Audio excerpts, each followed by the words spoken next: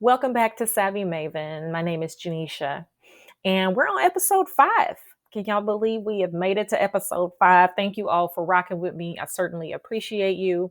If you're new here to this space, welcome, welcome, welcome. We love to have you with us. So, in episode 5, we are going to enter into part 2 of a mini series that I entitled on the last video. If you haven't watched the last video, episode 4, I started a mini series called Rooted Not Buried. That mini series was derived from some words that God has given to me. He's been speaking to my heart. And so each week in this mini series, I just want to elaborate a little bit deeper with you. And on today, we're going to be talking about the gifts that you have shelved. Okay. The gifts that you have shelved, the parts of you that you have convinced yourself that, okay, life has happened. It's too late for this. I need to just set these things aside. I have other things that are pressing right now, and I just need to leave these gifts over here. These are the things that God has never forgotten. These are the ones that still nudge you in those quiet moments. Sometimes it's blaring loud. But before we get into that, I want to invite you that if this series is speaking to you, go ahead and like, subscribe, and share, and hit the notification bell so that you don't miss any uploads. Share this with a sis who you've got on your heart, on your mind, and she has a calling upon her life that she's sitting on. You never know who is going to be blessed by this, who's going to be encouraged by this word. So let's go ahead and get into it. Okay, so before we get started, I want to first define what a shelf is. Okay, we can see it and we put books or things on it and we know that. But let's just start with the basics. Okay, so what is a shelf?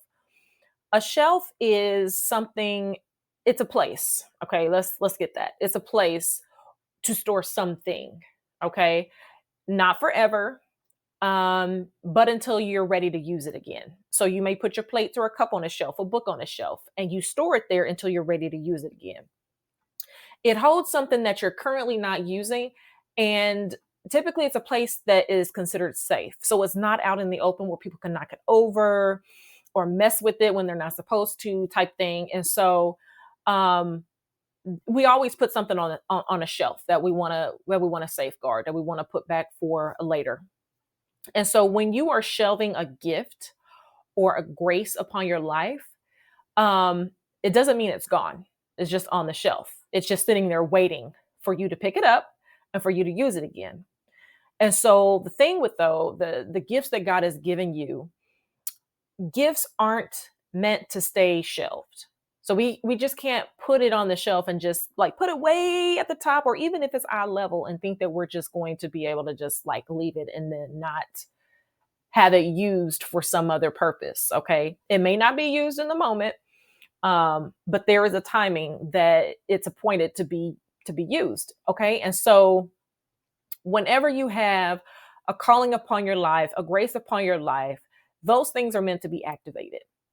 And just like you put food on the shelf in your pantry, you do that same thing with some opportunities. Okay. And sometimes God will stir up in your spirit, not to really pressure you, but to prompt you. Okay. That it's time to take this down and use it. There are seasons where you don't feel like you have the space to nurture your gifts. I've been there. I have a small business, a cosmetics brand that I created some years ago. And where I live now, I feel like I just don't have the space to operate that. And so then I have all these things that I'm thinking about um, in terms of how do I create the space for it. And so it's just sitting on the shelf. But when God puts something in your spirit and your spirit prompts you to use it, that means it's time to take that thing off the shelf and activate it. Okay. There are seasons where you do not feel like you have the space, like I said, to nurture your gifts. And so what you end up doing is feeling like life is super heavy, that survival mode starts to kick in. You shelve the things that once made you excited and feel alive. And so maybe for some of you, that was your creativity.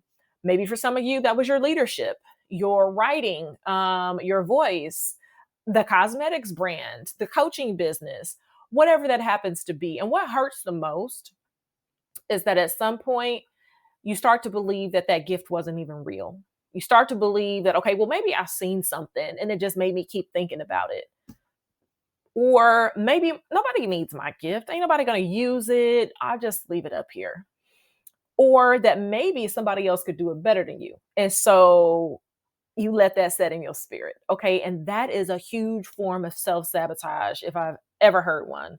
Okay. You pretty much just shelved the thing. Okay. You buried it and it's not rooted in anything. You just simply buried it. But sis, I want you to truly know that that gift didn't die. It just got real quiet. Okay. You gave it a voice and it got real quiet.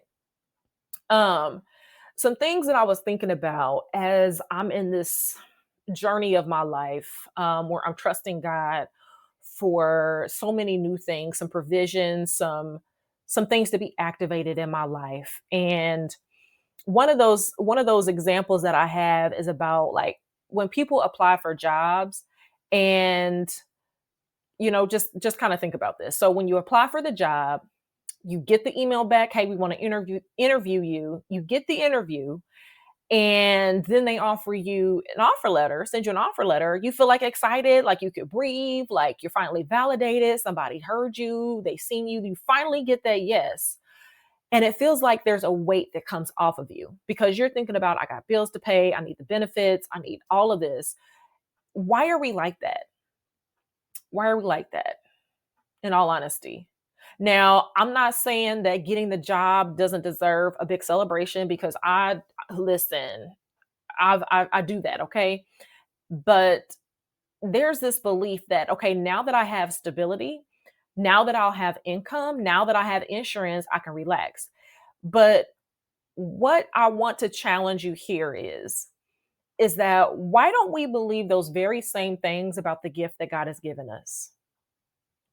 If God has placed it in you, don't you think he can sustain you through that? We forget that our gifts, when we are stewarding them well, can truly open doors. They can build income, they can impact lives, and they can give us the kind of provision that we chase from our employers. Okay. So there's all this about quitting your 9 to 5 and doing your own thing and, using your 9 to 5 to feed your business. Do what makes sense for you. Take this to the Lord in prayer. But what I really want to draw out here is that it does not mean that everybody has to be an entrepreneur. Some people are just not graced for that right now. Maybe not in this season of their life, maybe down the line. But we shouldn't abandon our gifts just because a job gave us a yes. Okay. And so your gift isn't less than, it's not second class, it's divine. And sometimes we settle for that predictable yes when God is trying to test our trust in what he gave us first. Okay. Before he formed us in our mother's womb, he knew us. Okay. And so he given us a gift before we even knew what a 9 to 5 was. Okay. And, you know, the part of that that really hit me the most is we get so much more excited about getting the job than we do having our gift. Let me say that again. We can get so excited about getting the job than we do about having the gift. Do you know that employers are hiring because of your gift? Because of what they see on you that can add value to their entity? And so they're going to pay you what they think you're worth, not what God says that you're worth or what you think you're personally worth. Um, I'm not here to kick down a 9 to 5 because Lord knows I may need one again someday to really help me take things to another level. When God is calling me into full time entrepreneurship, then that's what I got to do. But it's saying that when we get hyped about somebody hiring us, we feel validated. Like I said, we feel seen, we feel celebrated, and we even will go out and celebrate that we got the job. But God gave us gifts before anybody ever gave us a little bit. Okay. So why aren't we showing up for ourselves with that same energy? Why do we feel like we have to perfect our gifts before we can use them? Why do we think that we're not enough until somebody else says that we are? There's this divide between part of us that are enthusiastic about what God has called us to do, and another part of that is more of being scared, just flat out being scared, and it's sabotaging the very thing that we were created to do. But I want to give you hope, sis. I want to give you hope, and I want to encourage somebody here that God still sees you. Okay. Even in your silent seasons, when you thought that your gift didn't matter, God still saw you. The world might have told you to, tone it down, to be quiet, you're doing too much, and you start to shrink yourself. But God never stops seeing the fullness of who He created in you. He's not asking for perfection. We were made in His image. He's the only perfect one that ever existed. Okay. He's asking for our participation. So, will we meet Him where we're at? Will we meet Him where we're at? And so maybe it's time for you to dust off what you have been shelving. Maybe the gift that you've been hiding is the very thing that could set somebody else free. And so I want to just encourage you through some words of scripture here. Okay. And so I'm going to go to Romans 11. And this is then the NLT version. And there's just one passage of scripture that I want to read. It is Romans 11 and 29. And it says, "For God's gift and His call can never be withdrawn." That means He hasn't changed His mind about you. That means that divine deposit, that gift that He's put inside of you, only the work that only you can do, is still active. It's still alive. It's still waiting. It's waiting for you to pick it up and use it, dust it off and use it. Another passage of scripture comes from Proverbs 18 and 20 something. Let me see.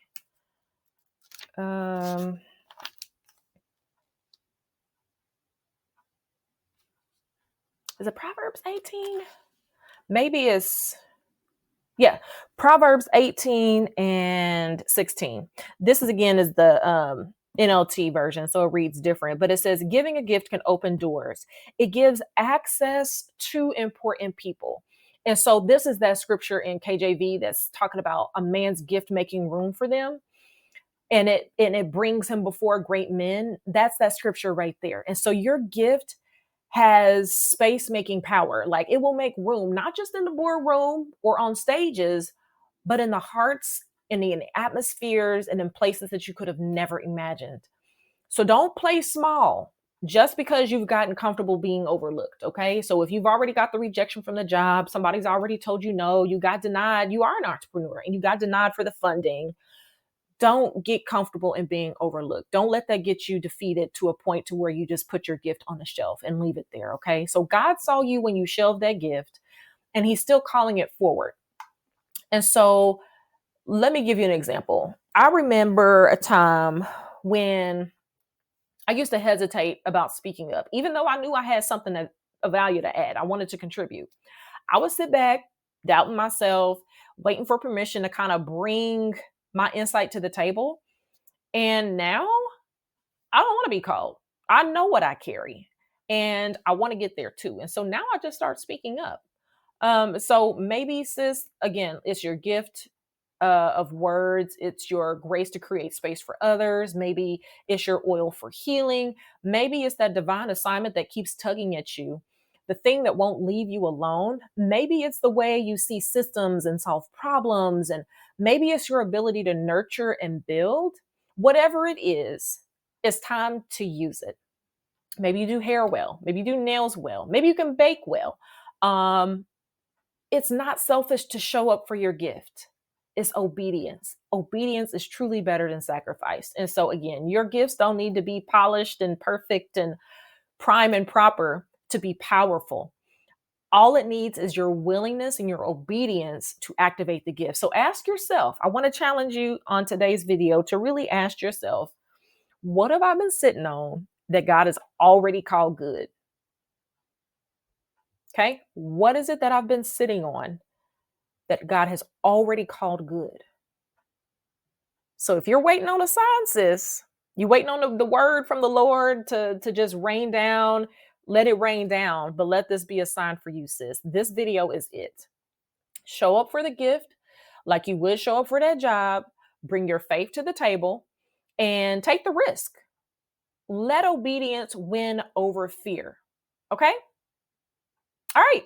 So that's all I got for today. I'm going to leave you with this and I'll drop it in the description or yeah, in the description in the comments below.